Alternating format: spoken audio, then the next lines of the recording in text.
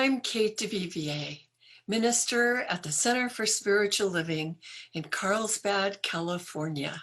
And my talk today is about a state of mind called cheerful expectancy.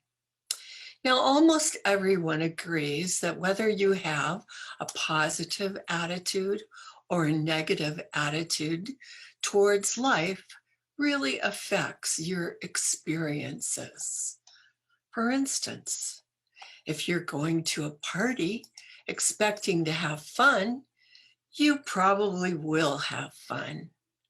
Or if you go to a job interview believing that you won't get the job, you're much less likely to get it than if you had gone to the interview believing that you would get the job, having a positive attitude.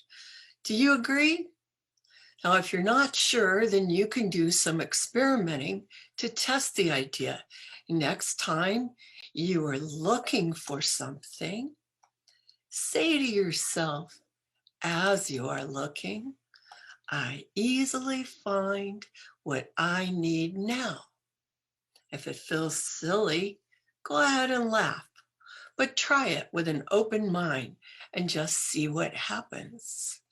I recommend taking a scientific approach to finding out what metaphysical or spiritual ideas are all about, whether they're true or not, in the very same way that you would take a scientific or rational approach to finding out the truth about our physical world.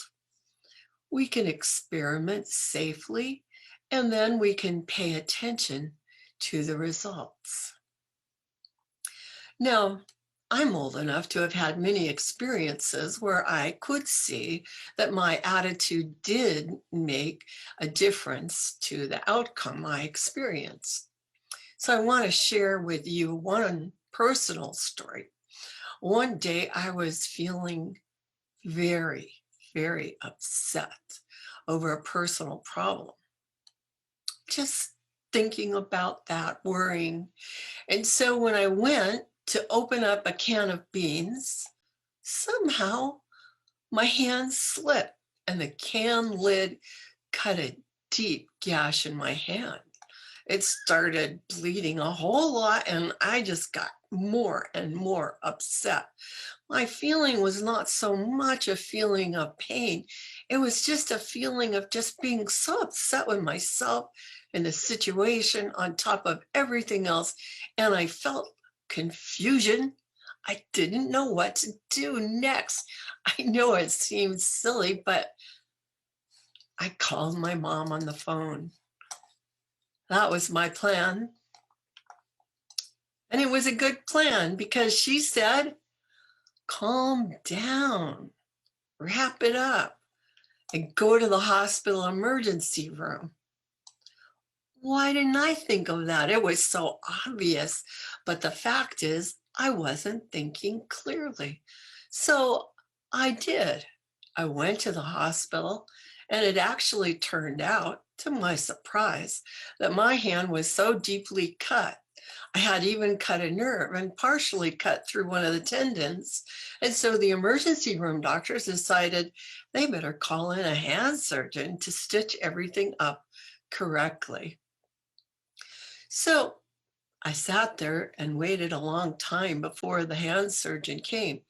And during that time, I calmed down.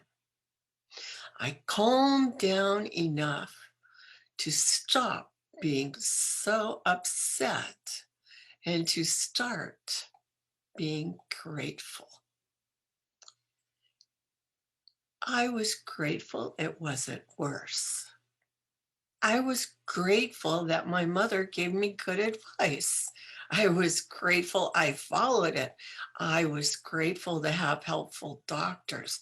I still felt sorry that I had cut my hand and kind of foolish.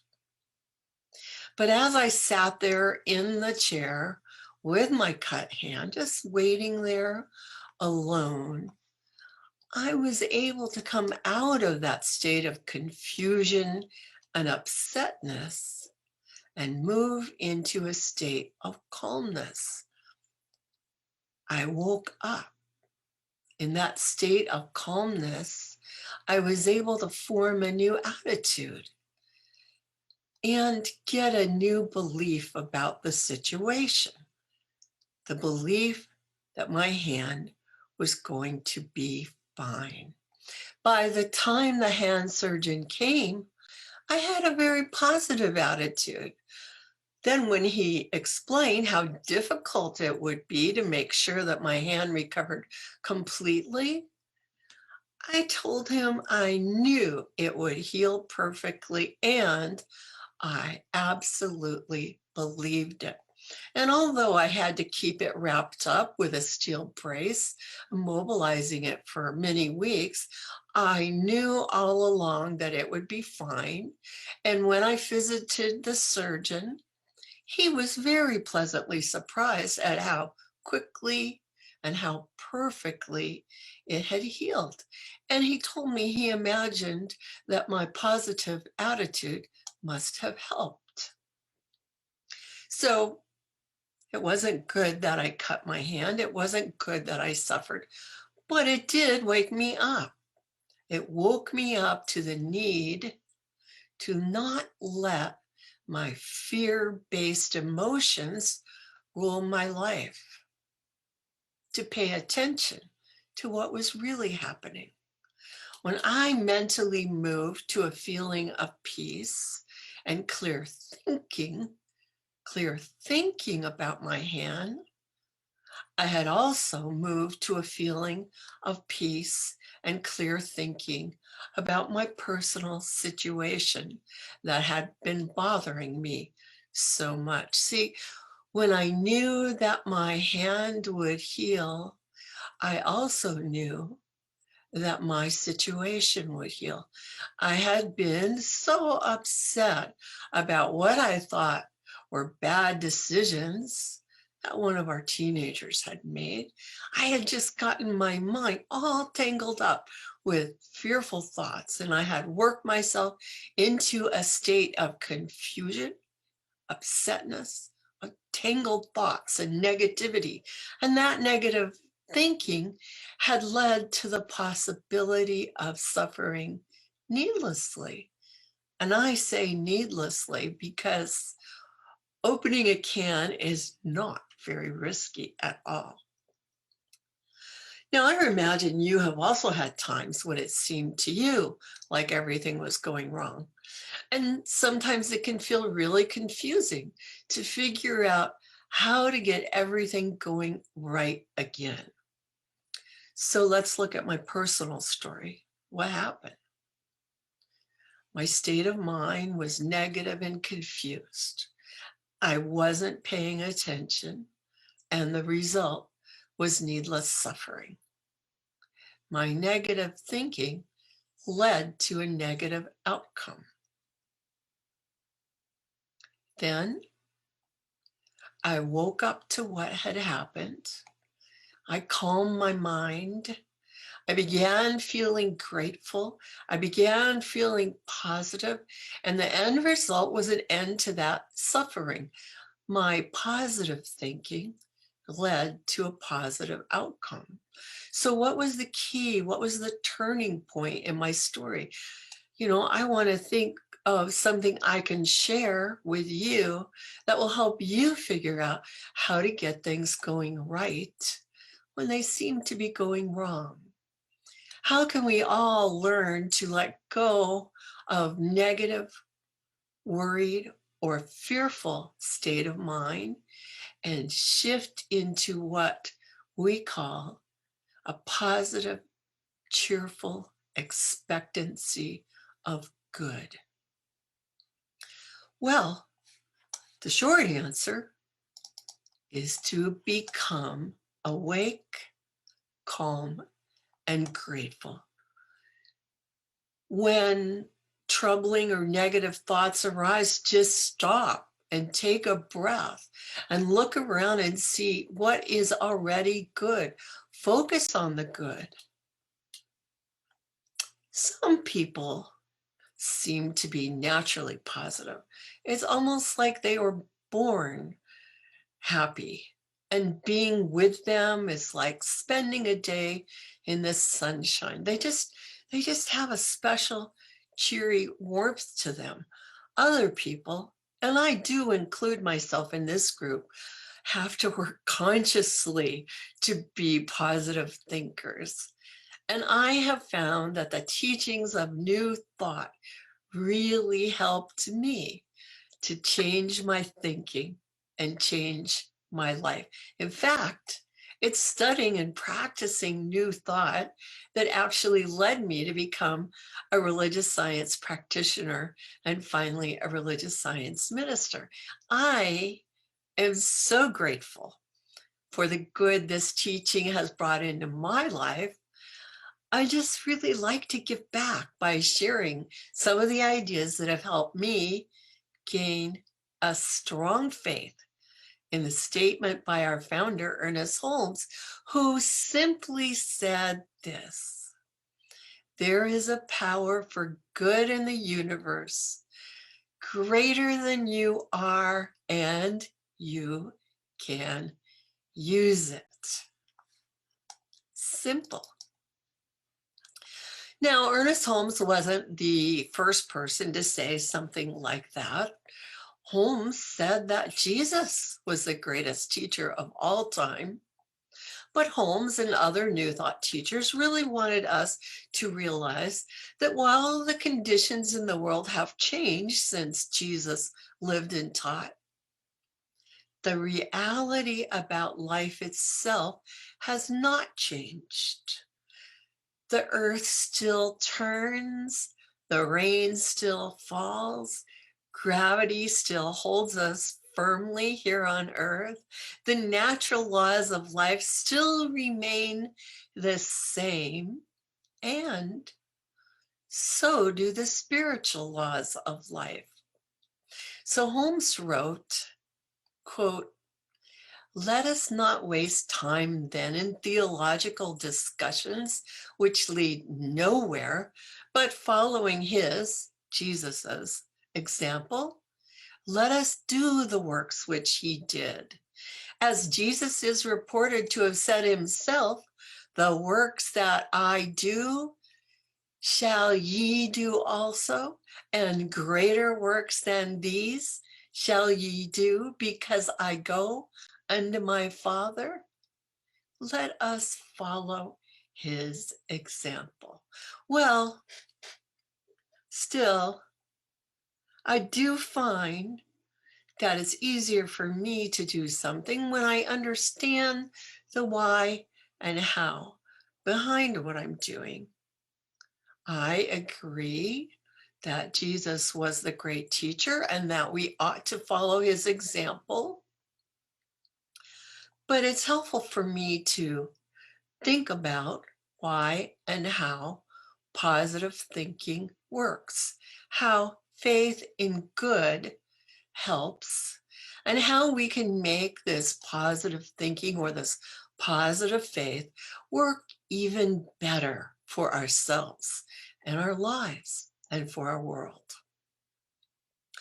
Back in 1904, a man named Thomas Troward, who was a retired English judge who had worked in India, gave a series of lectures in Edinburgh, Scotland, to a small audience, explaining his theories on what he called mental science. And actually, his ideas provide a lot of the framework behind how we can understand the ideas of New Thought. In chapter 12 of the Edinburgh Lectures, Troward says that our use of our will is of primary importance to our lives. But we should understand that it is not actually willing it that makes something so, that our will is not actually creative. Troward stated that the truth is that we humans never actually create anything. God is the creator. Spirit is the creator. Our function, our function is not to create, but to combine and distribute that which is already in being.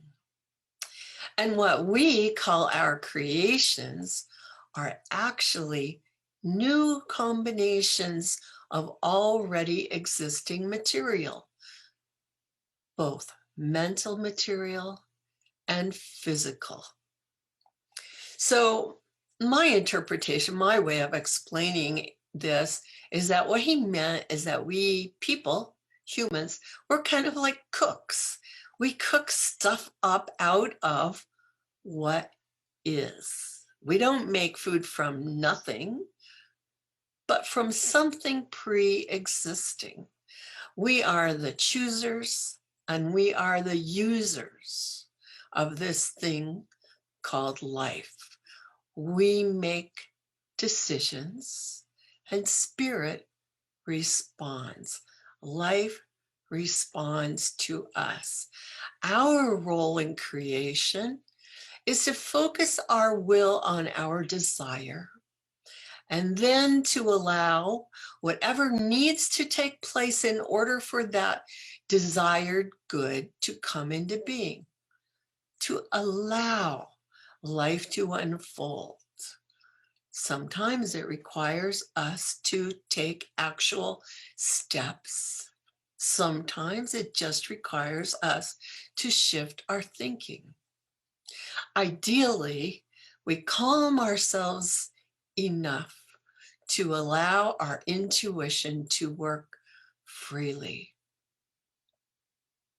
Think of meditation as reaching a state of calm and being able to tap into our intuition. Think of prayer as taking place in a place of calm, a place where the flow of life is so close to us that we can really see it, feel it, and understand it. Jesus said the kingdom of God is within.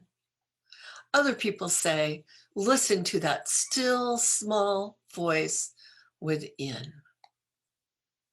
Just stop and breathe and trust your intuition, and you will sense a deep longing for good to be your experience.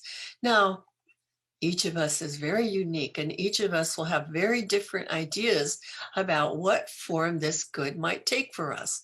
And this is where our imagination takes over as we form our individual picture of our personal good, like a cook choosing which recipe to cook. When we calm down, we can choose and envision an outcome we would like to experience, visible or invisible. In my story about my hand, I was able finally to visualize a perfect healing as the experience that I would like to have. But a person can also visualize feelings that we would like to experience, like feeling happy or feeling loved or having clarity of mind. When we have used our intuition and our imagination to come up with this new thought, this new idea of what our good would be, what we would like to experience, then our job is merely to gently keep it in focus with our will. Don't get all shattered and scattered and confused. It's just a matter of not getting carried away with things going on around, not allowing ourselves to get all tied up or tangled up in worry or fear or what about this or what about that. All we have to do is gently remind ourselves and know that this good thing is a sure thing. Thomas Troward called this state of knowing cheerful expectancy. Cheerful expectancy is actually much deeper than mere positive thinking or just looking on the bright side or hoping for the best. You're not just hoping for the best, you're knowing the best. You're accepting that it is the best that is unfolding. It's actually knowing that the good I am seeking is already mine. It may not be in total manifestation. I had to keep my hand bandaged for a number of weeks, but from the moment the bandage was put on onto my hand, I already knew perfect healing was mine. I had no doubt. I had a feeling of cheerful expectancy. Here's another example. Are you hoping that the sun will rise tomorrow? Or do you simply expect it?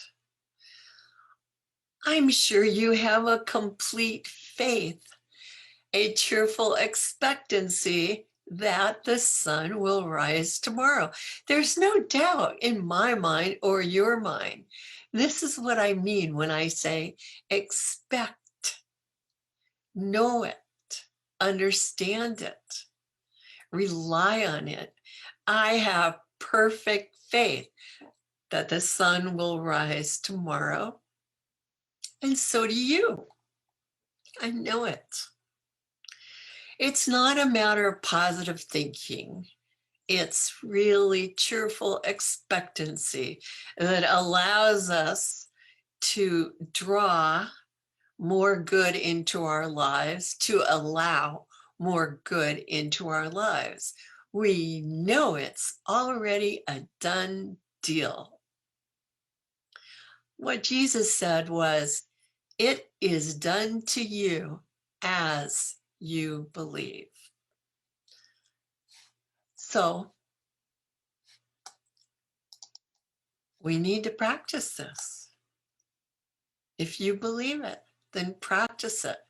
The way to really build our faith and our belief is through practice.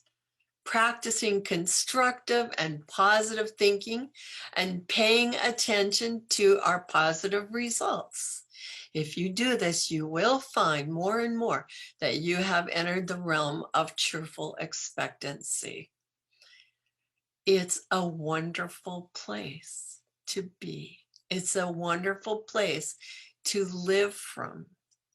You know, I just want to say this. Expect the best. You deserve it.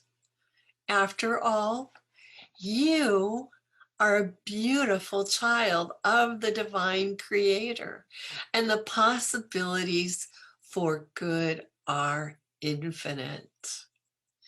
I'd like to close with a short passage from The Science of Mind, written by Ernest Holmes. He said, "The seed of perfection is hidden within.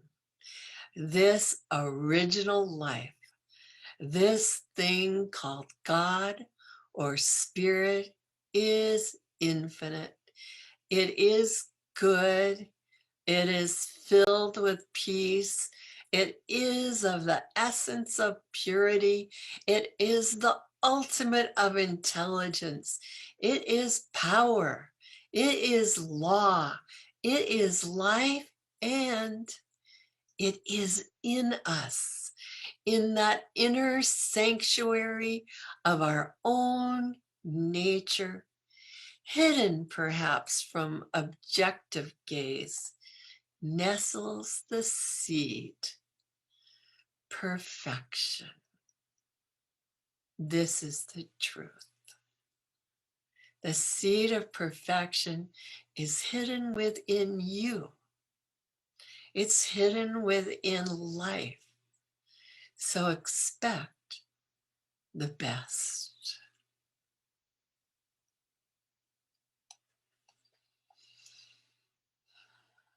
I'd like to close with just a brief prayer.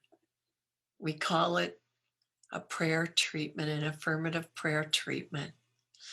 And if you would like, I'd invite you to just close your eyes and follow along with me as we recognize together that there is a power for good, which I call God, that everything in life is a manifestation of this amazing infinite power. And that includes each of us. We are individualizations of spirit itself, beautiful children of God. Since this is true, there must be good for us. It must be our birthright. And I believe this is so, and I accept it as so on behalf of each and every person listening to this video in our lives. And I know that we are surrounded by good and able to tap into our intuition, use our imagination, and create a vision of good, a vision of beauty, a vision of kindness, a vision of health, a vision of abundance and right sharing. I know that this is a world of peace, joy, and loving kindness. This is the truth. I know it is so. I turn this prayer over to God, over to the creative spirit, knowing it is already done. I give thanks. I let go. And I know it is so. Amen.